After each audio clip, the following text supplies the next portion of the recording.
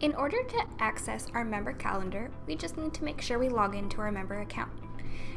You just look for your member login button and enter in your credentials.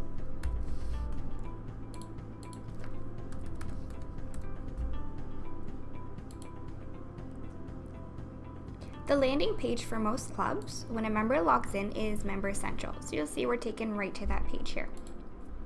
On the right hand side, you'll see this upcoming events. This is also known as our Calendar at a Glance web part. In here we can see upcoming events that are taking place at our club. It's just providing that in a nice quick view for you where I can actually click on the name of the event and it's going to open that event for me. Or if you like, if I scroll back up, we can actually navigate right to that calendar. Regardless of who is viewing the calendar, it will automatically take you to the current month and current year. The current day will be indicated by the dark gray box. From here, you can navigate back a month using the arrow on the left-hand side, or forward a month using the arrow on the right-hand side. If you're looking for a certain month or a year to view, just click on April 2017 or whatever the current month and year is, and this will provide you with a drop-down to pick the month and year that you'd like to view. If you take a look at the calendar, you'll see there are some colors on here right now, and that we can actually set up within the event management module where we can assign colors to the different categories that take place at the club. If we go back to the top of our calendar, you'll see we do have some filter options available for you. At the very top, you can search by some text. Maybe you know the name of the event you're looking for, but you can't remember what day it's taking place on. All you have to do is type the name of that event in here, click search, and this is going to filter out your calendar to only show that web event. To go back to the original search results, just click reset. Below that, we can show events with or without registration, or if registration is full. Then we have this event times. If I scroll down and look at the events on our calendar, we don't see the event times displaying on the actual calendar itself. Not a problem, this actually allows you to see the title of the event a little more clearly. Then, if you hover your mouse over the event, it's going to give you the full name of the event as well as the event time. However, if you like, we can check that event times, and what it will do is it will display the event time directly on the calendar for you. If you do have any other booking modules with us, such as tea times, courts, or dining, the member can have those events displayed directly on their calendar. Then we have guests. If there's no preference, yes or no. Gender works the same way. Maybe we have a father and son golf tournament that we have as male only. We can filter by that. And we also have the birthday option. So when you do set up your configuration, we can choose to hide all these, or if we like, we can show all, and that's going to be marked by the little gift boxes you see here. We also have the option of showing our buddies only, or we can hide that completely. On the right hand side, we have a category and location dropdown. Your categories and locations are entered into your Jonas Activity Management or Encore Activity Management. The categories are different types of events that take place at your club. From here, we can actually filter our calendar for different types of categories. So if I uncheck Show All, maybe I just want to look for those social events. And we can change that back to Show All. Locations works the same way, different types of locations that you have at your club, and from here we can also filter by location. Then we have this nice legend icon up here, so anytime a member registers for an event, they will see this green check mark beside it.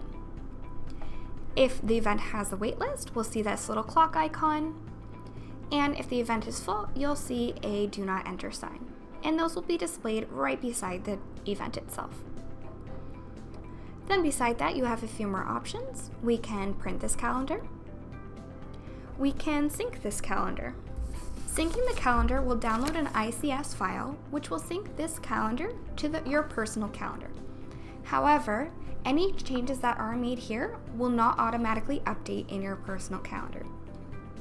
Instead, you also have the subscribe option, where if I click here, it's going to provide you with a URL that you can literally copy and paste into a new tab, And this allows users to subscribe to the calendar feed. That way, any changes that are made on this calendar will display on your personal calendar the following day. On our calendar, we can have two different types of events. Our first type of event is known as an information only, and these are the ones that you will be creating within our event management module. To view an event, you're just going to click on the name of the event, and that's going to bring up the event view window. On the left-hand side, you'll see the name of the event, as well as the details, including the date and time, the category, and location. In the middle, we have our event details. If you are familiar with creating your website, you'll see that it is very similar with how we create these event details, where we can add in our text and heading tags, photos, and even some hyperlinks. On the top right-hand corner, we can add this event to our calendar, and we can print it.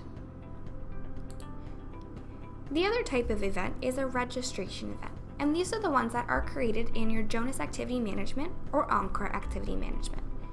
So let's take a look at our registration event. You will know this is a registration event because on the top left-hand corner, you'll see this nice blue register button. I also have pricing available, which is being shown right here. In order to register for an event, very simple, just click on that blue register button. When a member does register for an event, they'll have this book for event window populate.